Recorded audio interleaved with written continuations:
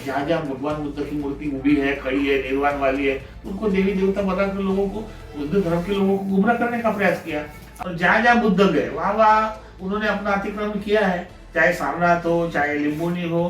तो इस तरह से पूरे पूरे बौद्धों की जो विरासत है उस पर अतिक्रमण कर रहे लोग, हिंदू धर्म के लोग, ब्राह्मण लोग अतिक्रमण कर रहे हैं। आयोजन किया जा रहा है, इसका नेतृत्व करेंगे भदंत हर्षबोधि भंते जी करने वाले हैं। क्या उद्देश्य रहा है, क्या लक्ष्य है, इनके बारे में हम विस्तार से जानते हैं। क्या सोचकर उन्होंने भव्य व्यापक बैठक का आयोजन किया है और किन किन क्षेत्र से लोग इसमें शामिल होने वाले हैं। जी भंते जी बता दें, आज जो बैठक का आयोजन किया जा रहा है क्या उद्देश्य है। मेरा नाम भदंत हर्षबोधि है, मैं नेशनल प्रेसिडेंट हूँ और बुद्ध गया महाबोधि महावीर मुक्ति के लिए व्यापक बैठक का 8/2/2024 को किया गया है इंटरनेशनल मेडिटेशन सेंटर बोधगया में। उसकी अध्यक्षता माननीय वामन जी मेश्राम जो राष्ट्रीय अध्यक्ष है वामसिक भारत मुक्ति मोर्चा के, उनकी अध्यक्षता में एक बैठक का आयोजन किया गया है। विषय रखा गया है न्यायपालिका या आंदोलन, इस पर एक चर्चा होने वाली है। आपके चैनल के माध्यम से सभी दर्शकों को मैं बताना चाहता हूँ, निवेदन करना चाहता हूँ, कई वर्षों से महाबोधि महावीर बुद्धों को मिलना चाहिए, इसके लिए आंदोलन हुए हैं। विशेष तौर से श्रीलंका से आए हुए अनागारी धम्मपाल ने आंदोलन की शुरुआत की। उसके बाद में 92 में भदंत सुरेश सरसाई जी ने आंदोलन की शुरुआत की और 2002 में अटल बिहारी वाजपेयी की सरकार थी, उसमें उनको अल्पसंख्यक का सदस्य बनाया गया और वो वापस चले गए, आंदोलन टूट गया। अभी जो है महाबोधि महाविहार किनके नेतृत्व में भी चल रही है। अभी तो ये पूरा ब्राह्मण के ही कब्जे में है।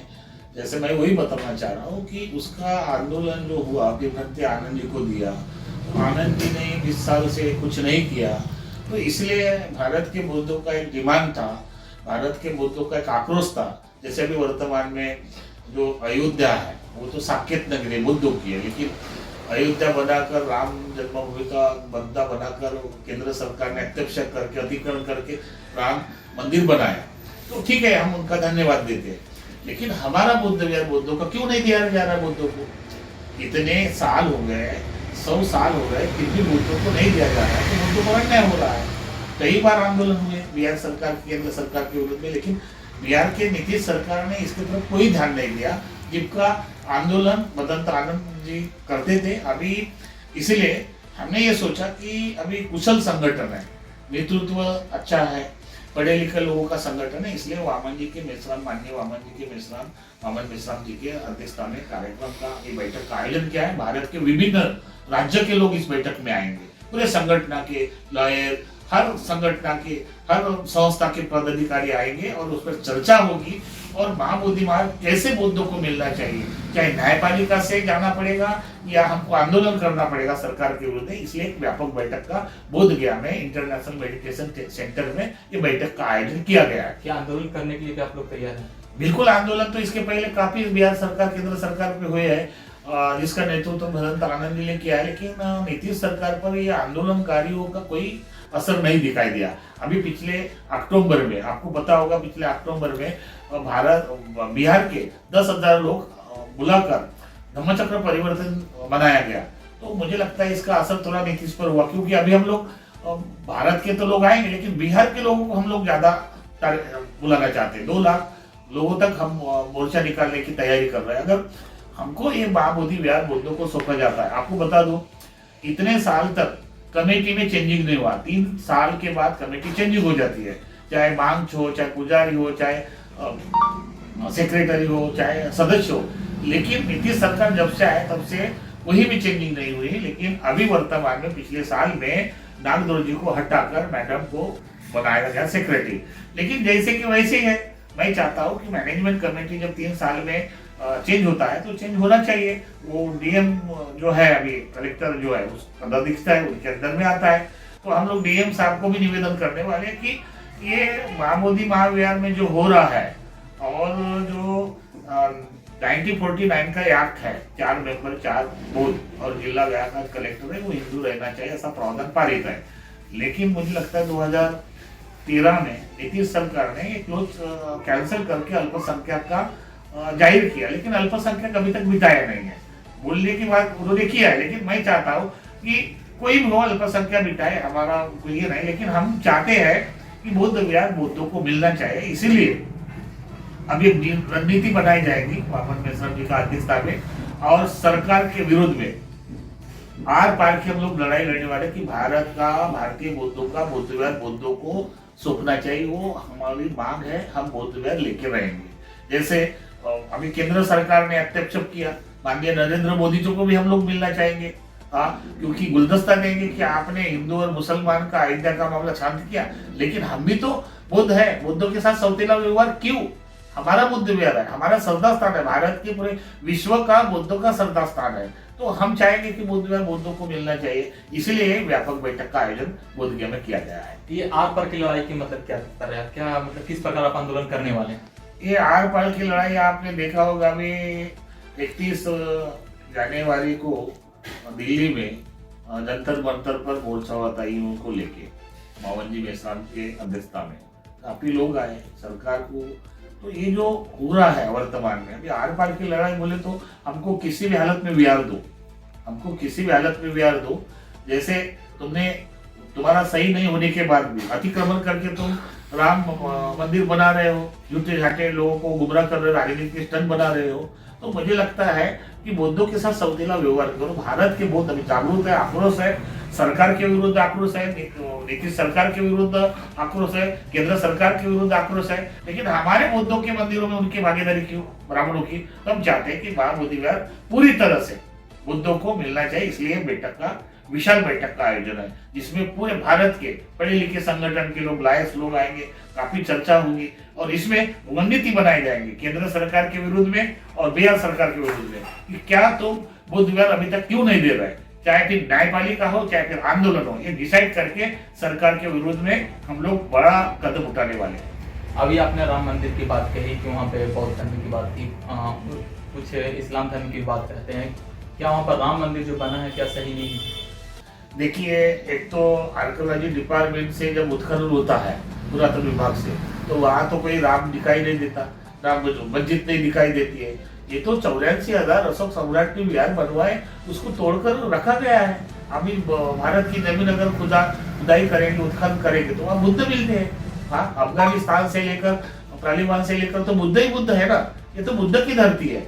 क्या खुदाई के दौरान बुद्ध का साक्ष्य मिला था वहाँ पे? बिल्कुल मिला था, अब छुपाया गया है। और एक अरुण शर्मा कोई ब्राह्मण है, उन्होंने वो दस्तावेज भेजा है अयोध्या में। हम चाहते अभी भी खुदाई करें और सरकार सही का सही, अगर सही दृष्टि से देखा जाए तो अगर अयोध्या की खुदाई होती है, साकेत नगरी खुदाई होती है, तो वह बुद्ध मिलते हैं। अभी कहीं बुद्ध मूर्ति अभी छुपाया गया है। तो ये सरकार जो है अपने फायदे के लिए राम मुद्दा बनाकर लोगों में, आपस में, मुसलमानों में, हिंदू में भड़काने का काम कर रहे हैं। हम तो बोध गया शांति वाले लोग हैं, भिक्षु बुद्ध का शांति का संदेश, दुनिया को शांति का संदेश दिया। हम तो शांति से मांग रहे हैं ना, मैत्री से मांग रहे हैं, करुणा चाहते हैं, भाईचारा चाहते हैं। हमारा बुद्ध विहार हमको दो, हम लड़ाई नहीं करना चाहते, बुद्धों को दे दो। हाँ, अभी माननीय नरेंद्र मोदी जी ने अच्छा किया, हिंदू को मुसलमान को शांत करके वो दिया, वो भी तो अनलीगल है ना।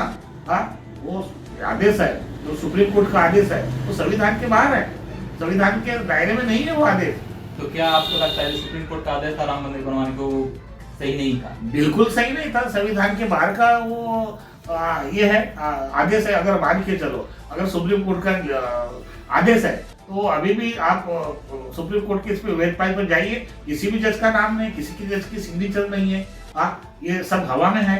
तो ये नरेंद्र जी, माननीय पंतप्रधान मोदी देश में क्या लाना चाहते हैं? आज जाते हैं तो भारत के बुद्ध से आए हैं, भारत के बुद्ध के या बुद्ध की धरती वहां से आया हो, उधर अलग और इधर अलग, इस तरह से बर्ताव नरेंद्र मोदी जी कर रहे हैं।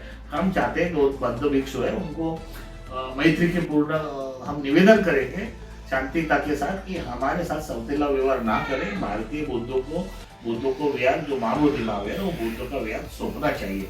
इसी उपलक्ष्य में कई वर्षों के बाद बोधगया में इस आंदोलन के नाम से कई भिक्षुओं ने लोगों को ठकाने का प्रयास किया। कई भिक्षुओं ने अपने आप को मैं आंदोलनकारी बताया, मैं अप्रिशिएटेड हूँ। लेकिन अभी भारत का जो जनमानस के बीच जो आवाज उठ रही है कि भारतीय बुद्धों को बुद्ध विहार मिलना चाहिए, इसलिए काफी लोगों ने मुझे फोन किया। मैं भी बुद्धगया में रहता हूँ, मैं भारतीय अभी महाराष्ट्र के नहीं हूँ, लोग बोलते बनते महाराष्ट्र, मैं अभी बिहारी हो गया हूँ, तो मैं बिहार की बात करूंगा, मेरे बिहार के लोगों की बात करूंगा, मेरे बिहार के लोगों के हक की बात करूंगा कि मेरे बिहार में बुद्ध गया का विहार है, तो बुद्ध गया का विहार में काफी दुनिया के लोग आते हैं। अब केंद्र सरकार ने राम मंदिर का मुद्दा बनाकर हिंदुओं को दे दिया राजकारण करने के लिए। हमारा तो ऐसा कुछ नहीं, हमारा तो दस्तावेज है, पुरातन विभाग आर्कियोलॉजी डिपार्टमेंट पूरे दस्तावेज सबूत है कि ये बुद्ध का मंदिर है। यहाँ पर सिद्धार्थ कुमार गौतम ने 2500 वर्ष पहले ज्ञान बुद्ध तो प्राप्त किया, दुनिया को शांति का संदेश दिया, फिर भी बुद्ध के साथ सौतेला व्यवहार है। माननीय नीतीश कुमार जी है बिहार के मुख्यमंत्री,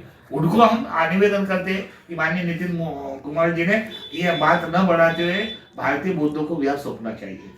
यहाँ पर जो भगवान बुद्ध का जो जहाँ पे ज्ञान प्राप्त हुआ, जहाँ पर प्रतिमा बैठी हुई है, वहाँ पर शिवलिंग भी है, जो कि बताया जाता है कि बुद्ध भगवान के ज्ञान प्राप्ति के पूर्व से वहाँ पर शिवलिंग है।